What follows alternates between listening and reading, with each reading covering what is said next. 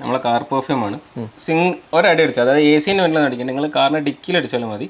എൻ്റെ വീട്ടിൽ വെച്ചാൽ 2 ദിവസം ഈ സാധനം ലാസ്റ്റ് ചെയ്യും. 2 ദിവസം ഗ്യാരണ്ടിയാണ്. യാതൊരു മണം പോകില്ല, സ്മെല്ല് പോകില്ല, ഗ്യാരണ്ടിയാണ്. പ്രത്യേകത. അപ്പോൾ നമുക്ക് റൂമിൽ അടിച്ചാണെങ്കിലോ? റൂമിലൊക്കെ യൂസ് ചെയ്യാം.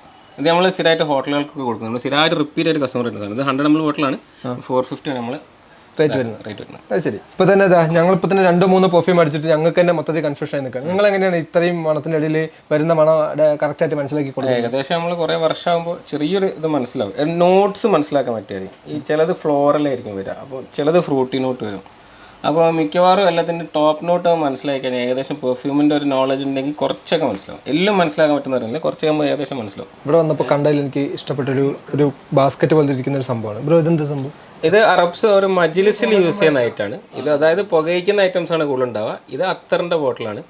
ഇത് ഒരു ബഹൂറുണ്ട് പുകയിക്കുന്നത്, അത് വെക്കുന്ന സാധനമാണ്. ഇത് എത്ര രൂപ വരുന്നത്?